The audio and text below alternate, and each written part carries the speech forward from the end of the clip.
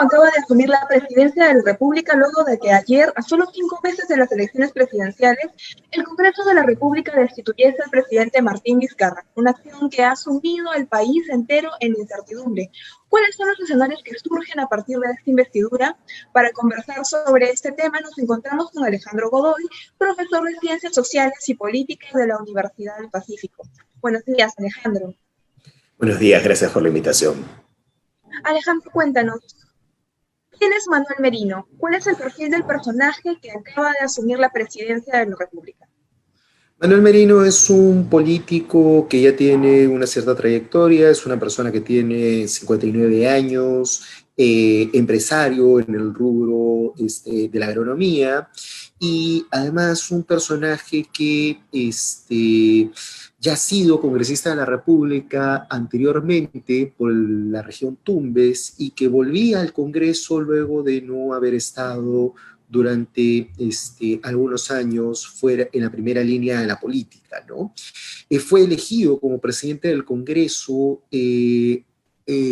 dentro de un consenso en Acción Popular por ser el único de los parlamentarios de esa agrupación política que tenía algún tipo de experiencia parlamentaria. Y hoy, por las circunstancias que ya todos conocemos, tristes y penosas, se ha convertido hoy en el presidente del Perú. ¿Qué acciones inmediatas secundan esta investidura? En general, lo que hemos visto es una ceremonia que nos recuerda mucho a lo que ocurrió en el año 2000, cuando Alberto Fujimori asumió un tercer mandato en circunstancias de elecciones irregulares, declaradas así por la Organización de Estados Americanos y buena parte de la comunidad internacional. Mientras Merino juramentaba, con la presencia de varios congresistas y algunos líderes de Acción Popular, veríamos gente en la calle protestando, no solamente en Lima, sino en varias partes del país, a pesar de la pandemia. Eso nos da una idea precisamente de que la presidencia de Merino no se inaugura precisamente con una cuestión de legitimidad. En su mensaje bastante escueto a la nación, lo único que ha podido garantizar son dos cosas. La primera, que se realizarán elecciones, algo que si él no cumpliera, se podría invocar el artículo 117 de la Constitución Política del Perú, que podría vacarlo de inmediato, y de otro lado, seguir la lucha contra la pandemia, ¿no? Pero no ha habido mucho más, hay mucha incertidumbre sobre lo que puede hacer o qué tipo de acciones pueda tener el señor Merino a partir de esta convocatoria rápida a ser presidente de la República. Invitamos a todas las personas que nos están viendo a dejar sus preguntas en los comentarios. En este panorama político, como tú bien mencionas, hay muchos disturbios y se empezó a mencionar mucho el artículo 64 de la Constitución. Nadie debe obediencia a un gobierno usurpador. En realidad, sociales, sí. Hay importantes marchas alrededor del país, pero mi pregunta es, ¿qué objetivos, en todo caso, persiguen estas protestas? Mira, por lo menos no estamos ante el objetivo de impedir que Merino jure como presidente, es un hecho ya consumado, ¿no? El artículo 46 de la Constitución creo que se invoca, en este caso, básicamente para dejar sentada la protesta, ¿no? Sobre la poca legitimidad que para un sector significativo de ciudadanos tiene la asunción de Merino como mandatario y sin duda alguna expresa la gravedad de la situación política que estamos viviendo, ¿no? Incluso muchas personas que podrían haber estado en la calle en este momento, no lo están, sean porque están trabajando, sea porque están cuidándose también de la pandemia. De todas maneras, siempre esto implica algún tipo de aglomeración, pero una aglomeración en espacio abierto es sin duda un poco menos peligrosa, pero eso ya nos da una idea de el grado de magnitud y delicadeza en la cual nos estamos moviendo de modo muy fuerte, ¿no? Creo que el mensaje de esta movilización ha sido decirle a Merino que para muchos no es un presidente legítimo y que lo van a estar marcando al milímetro desde que inicie su gobierno. Es un momento muy importante también para la participación ciudadana. Sí, es un momento importante para la participación ciudadana en general, ¿no? Yo creo que mucho de la crisis que hemos estado viendo en los últimos años tiene que ver con el hecho de que, en general, los ciudadanos no hemos sido precisamente muy llanos a participar en la actividad política, no hemos buscado construir alternativas más allá de periodos electorales y no nos enganchamos con la política más allá de lo que digan las elecciones, ¿no? Entonces creo que una consecuencia de esta desafección política es el espectáculo que no solamente hemos visto ayer, que en realidad creo yo que comienza desde hace 4 años, cuando una vez producido el resultado electoral entre Pablo Kuczynski y Keiko Fujimori, la señora Fujimori no aceptó rápidamente el resultado y lamentablemente nos hemos visto en 4 años de obstaculización, mala relación poder ejecutivo, poder legislativo, aplicación demasiado extrema de reglas que deberían ser básicamente válvulas de salida muy, muy, muy acotadas, como la vacancia presidencial por incapacidad moral, ¿no? Entonces estamos ante la necesidad de, no solamente una vez que el señor Merino deje la presidencia, hablar de una mejor participación en las elecciones generales que estamos hablando, sino también ya repensar en cambios de fondo al sistema político. Algunos han sido planteados por varios colegas míos, algunos profesores de esta casa, como Paula Muñoz, en la Comisión de Reforma Política. Es muy claro que el diseño político de la Constitución de 1993 ha llegado a un tope y que es necesario un cambio de la Constitución, si no en su totalidad, por lo menos definitivamente en ese extremo, luego del penoso espectáculo al que el país ha presenciado durante los últimos 4 años. Realmente penoso, con una pandemia y una crisis económica severa. ¿Es Merino un personaje que podría estar a la altura de los retos que enfrenta el país?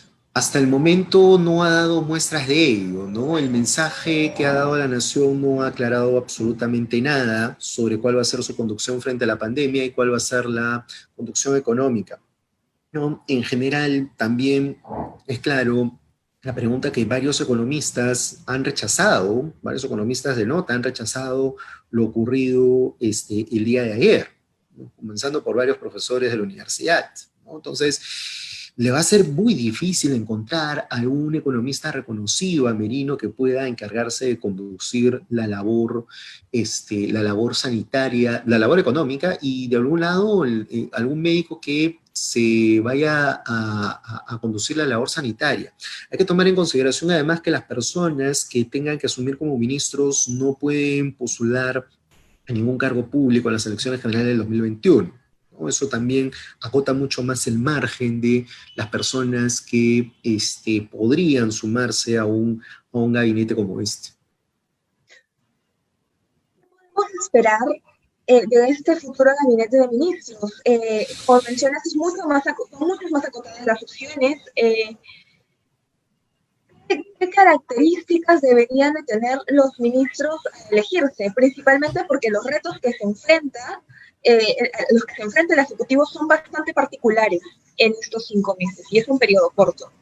Es una situación bien complicada por varios motivos, ¿no? Primero, es un gobierno muy corto, es un gobierno que va a tener 7 meses en total, 5 hasta las elecciones, 2 más hasta finalmente la transmisión del mando. Punto 1. Punto 2, un gobierno que asume en medio de protestas, en medio de una pandemia, que asume en medio de un proceso electoral. Entonces estamos hablando de una situación en la cual muy pocas personas van a querer asumir estos puestos. Y por tanto, probablemente no es que el nivel que se tenga vaya a ser el esperado. Siempre va a haber personas que van a estar dispuestas a ser ministros de Estado en cualquier tipo de circunstancia, ¿no? Sea porque buscan ambicionar un puesto ministerial o por, de repente, alguna genuina vocación de servicio al país. Pero sin duda alguna las personas que asuman el gabinete van a tener que asumir no solamente el activo y el pasivo de la crisis económica y sanitaria, sino también el pasivo de ser miembros de un gobierno que no precisamente asume con los mejores augurios, mucho menos. Tenemos una pregunta del público que nos dice que la juramentación de Merino se asemeja mucho a la de Nicolás Maduro. Estamos en una situación similar a la que en algún momento pudo haber desencadenado el problema de Venezuela. No hemos llegado todavía a esa situación, pero sí estamos en una situación bastante crítica respecto al orden constitucional. A mi criterio, creo yo que se ha interpretado forzadamente una figura que a mi juicio no debería estar en la Constitución, que es la vacancia por incapacidad moral. La vacancia por incapacidad moral es de todas las causales por las cuales un presidente deja el cargo, la más abierta, la más sujeta a interpretaciones, y que por tanto se presta mucho más a una situación en la cual se puede llevar arbitrariedades. Sin duda alguna, para muchas personas, incluyendo constitucionalistas, esto es lo que ocurrió el día de ayer con el presidente o con el expresidente Vizcarra, ¿no? Por tanto, para varios constitucionalistas se ha cruzado la línea de lo constitucional. Para otros está dentro de lo constitucional, pero la legitimidad del gobierno es bastante débil. Y hay quienes obviamente señalan con entusiasmo que lo cumplido no solamente es legal, sino también es legítimo, pero hasta ahora eso parece ser una opinión mucho más minoritaria, ¿no? Y básicamente circunscrita algunos parlamentarios y algunos voceros del partido del señor Merino, ¿no? Entonces estamos en una situación sumamente delicada para la institucionalidad en el Perú. Ya lo era de antes, ya teníamos una situación bastante compleja, con pedidos de vacancia, con enfrentamiento de poderes, con reglas institucionales que nos hacían apretar botones nucleares, como la vacancia presidencial, de forma sumamente irresponsable. Y creo yo que la situación es sumamente una cuestión muy delicada, y en la cual creo que los ciudadanos deberíamos comprometernos más a estar atentos, estar alerta y participar claramente en situaciones políticas. Una actitud más fiscalizadora. José Alejandro, dime, ¿cómo velamos por la autonomía de, por ejemplo, la SUNEDU, el Banco Central de Reserva y otras instancias reguladoras a las que ya en el gobierno de Vizcarra el Congreso había buscado restarle facultades? En este caso en particular va a ser importante y va a ser clave que en el caso del BCR su propio presidente defienda sus propios fueros. En el caso de la SUNEDU creo que va a ser muy importante que las propias universidades que han sido licenciadas por SUNEDU, los alumnos, los docentes, la comunidad educativa en general esté atenta a lo que pueda producirse allí. Pero creo que la situación más preocupante en ese sentido hoy está en el Tribunal Constitucional y en la elección del Tribunal Constitucional, donde ya se han suscitado irregularidades debido a que la mitad de los postulantes a estos puestos han sido descalificados básicamente por criterios absolutamente formalistas. Creo que sería importante que aquellos candidatos que hayan sido descalificados por esta causa finalmente puedan entablar algún tipo de acción de amparo que pueda detener las acciones del Congreso en esta línea, ¿no? Un Congreso que tiene tan poca legitimidad probablemente va a tener serios problemas para elegir un tribunal constitucional que pueda satisfacer las demandas de la ciudadanía, de contar con un organismo autónomo que pueda detener algunas cuestiones que sean irregulares por parte del Congreso de la República, más aún cuando el presidente del Congreso proviene de esas canteras y básicamente ha sido vitoriado únicamente por los parlamentarios. Únicamente. Invitamos a las personas que recién se conectan a dejar sus preguntas para José Alejandro en los comentarios. Mencionas una falta de representatividad del Congreso, ¿no? ¿Cuáles son los que han demostrado durante estos años muchas veces querer satisfacer intereses que no necesariamente son los del pueblo. ¿Cuáles son los riesgos de un Congreso que podría representar intereses personales? Esa es una situación muy complicada. Estamos hablando de un Congreso que debería ser, como cualquier poder del Estado, una autoridad legítima. Lo que ha terminado ocurriendo en el país es que el Congreso se ha venido deslegitimando periodo a periodo.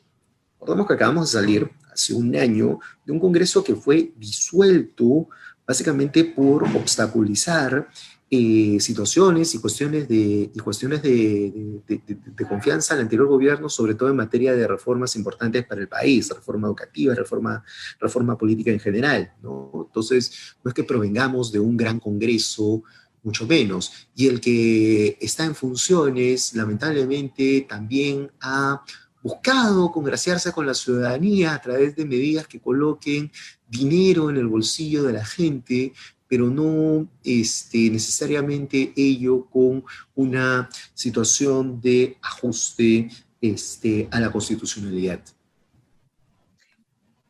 Merino ha presentado un discurso bastante apaciguador, queriendo calmar a la población, calmar las aguas.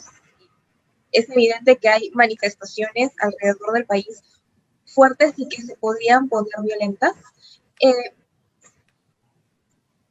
Yo creo... mencionó abiertamente que no debería, que su gobierno o su investidura no tiene arreglos bajo la mesa. Digamos, ¿es esta llamada a la calma lo que deberían realmente de sentir los peruanos en estos momentos? ¿O deberían de asumir una posición mucho más activa?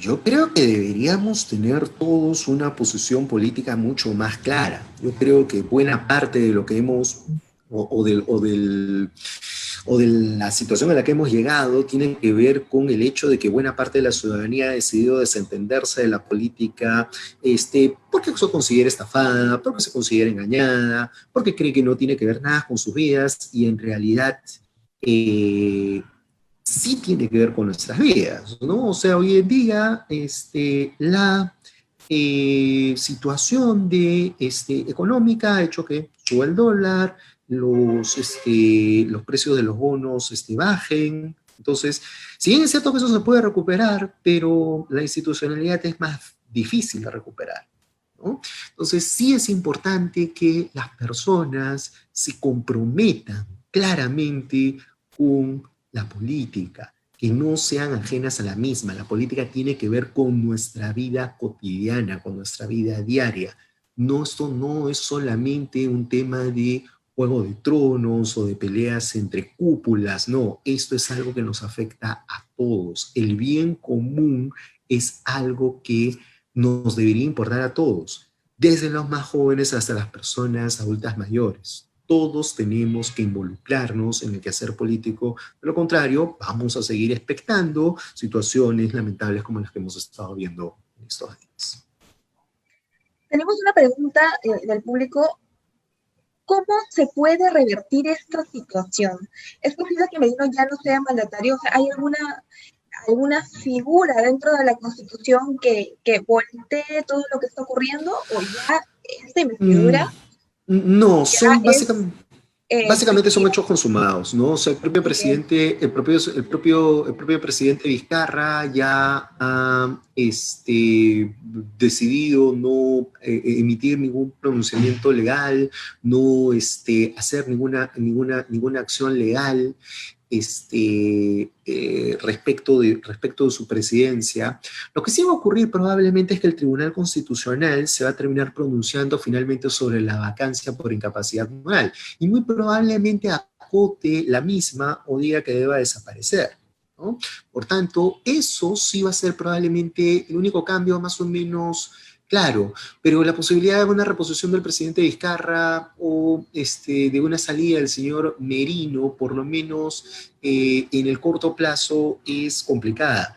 Ahora, sí, una situación complicada para el señor Merino es ver cómo conjuga todos los distintos intereses que han estado detrás de esta vacancia, lo que podría llevar a que su presidencia sea bastante tumultuosa y a que probablemente no falten algunas personas que dentro de la coalición que finalmente se ha aliado para vacar al presidente Vizcarra en algunos meses de repente planteen la propia vacancia del señor Merino.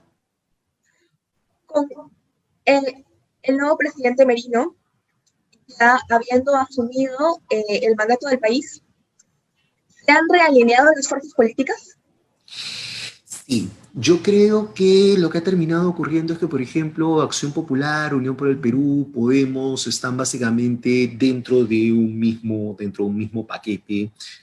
Sumaría Alianza para el Progreso, ¿no? Y si bien algunas de estas fuerzas han cuidado de decir que no van a tener ministerios, la ciudadanía probablemente va a ubicarlos en este mismo bando y probablemente los encasille de acuerdo a para las próximas elecciones. Situación más complicada es la de la Fuerza Popular, ¿no? Fuerza Popular había estado buscando más bien un reacercamiento con sus bases, presentar la figura de Keiko Fujimori junto con la de Alberto Fujimori, y el hecho de que sus votos hayan servido para la vacancia nuevamente le puede poner a Keiko Fujimori el mote de obstruccionista. Y esto sí puede ser un duro golpe a sus aspiraciones presidenciales. Más bien lo que hemos visto es por lo menos a 3 candidatos que han tratado de subirse a la ola de las protestas, ¿no? Ollantumala, Verónica Mendoza y Julio Guzmán, ¿no? La presencia de Guzmán, además de Guzmán y de Humala en la calle protestando, ¿no?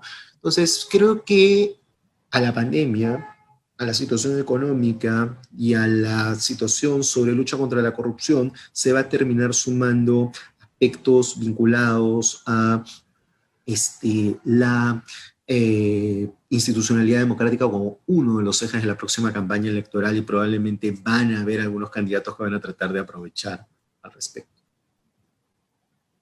Hay una pregunta en el público que incide bastante, y es el tema de Merino saliendo del Congreso y asumiendo la presidencia de la República, representando al Poder Ejecutivo. Y teniendo en cuenta las medidas populistas, principalmente en la economía, que se dieron cuando Vizcarra aún era presidente, nos vamos a enfrentar a un escenario en el cual el Ejecutivo va a terminar aprobando todas las medidas del Congreso. No necesariamente, porque digamos, si Merino tiene la suficiente astucia como para rodearse de alguna gente que pueda ser capaz, va a tener que poder poner frenos al Congreso y ahí nuevamente reactivarse un enfrentamiento entre Ejecutivo y Legislativo.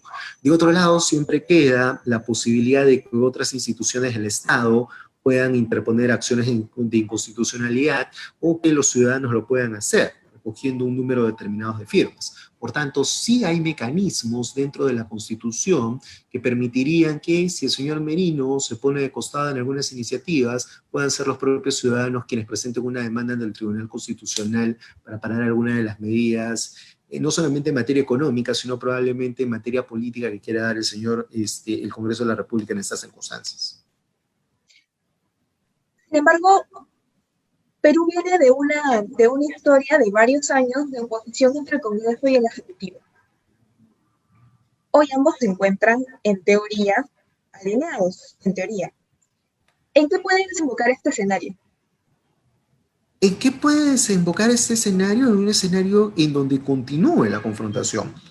Tú dices, por ahora, el poder de alguna u otra manera lo tiene una misma, de alguna u otra manera, decirlo, coalición. Pero es una coalición que no está cohesionada. Y probablemente al día siguiente al señor Merino le van a comenzar a venir demandas de parte de ese mismo Congreso. Y ese mismo Congreso también podría aliarse para finalmente vacarlo. Entonces, estamos hablando de una situación que es muy, muy, muy delicada en el país. No estamos hablando de personas que tengan grandes lealtades entre sí mismas. De alguna u otra manera, toda esta historia que hemos vivido durante los últimos años ha sido toda una gran historia de lealtad, de traición y de situaciones de enfrentamiento entre poderes del Estado que podrían seguirse prolongando si es que finalmente no asumimos una responsabilidad como votantes en abril próximo. Invitamos a las personas que nos están viendo a compartir esta entrevista y a dejar sus preguntas en los comentarios. José Alejandro, hay una pregunta del público. Si se decidiera ajustar o cambiar la constitución del país, ¿se podría hacer en este gobierno transitorio? ¿Sería contraproducente hacerlo algo dadas las orientaciones de nuestro Congreso, A ver, nuevo presidente, riesgos se corren. No hay la posibilidad de hacer grandes cambios constitucionales, salvo que el Congreso de la República decida cortar los tiempos de las legislaturas, ¿no? En primer lugar. En segundo lugar, esos cambios ya no regirían para las elecciones presidenciales y generales del año 2021, ¿no? No se podrían dar, ¿no? Sí podrían haber cambios constitucionales a futuro. De hecho, un cambio que se está impulsando, se quiere impulsar en el Congreso, es el retorno a la bicameralidad. En principio uno podría estar de acuerdo con ello, pero las circunstancias y los móviles que están motivando la misma no necesariamente serían los más adecuados para ello. Sobre todo, además, considerando que hace un poco tiempo, hace un par de años, se había votado en rechazo a la bicameralidad básicamente porque había tenido toda una serie de contrabandos por parte del Congreso disuelto. Entonces, hay que tomar en consideración esta situación. ¿Qué deberíamos hacer como ciudadanos en estos 5 meses que nos quedan antes de las elecciones? ¿Qué deberíamos hacer? Deberíamos estar muy interesados en lo que pasa en la política. Deberíamos tomar conciencia de que nuestros votos definen qué es lo que ocurre en el país y analizar con claridad la trayectoria de los candidatos, lo que hacen los mismos, qué es lo que pueden hacer, qué es lo que no pueden hacer, y sin duda alguna estar atentos a ver quiénes defienden la institucionalidad y quiénes no lo hacen.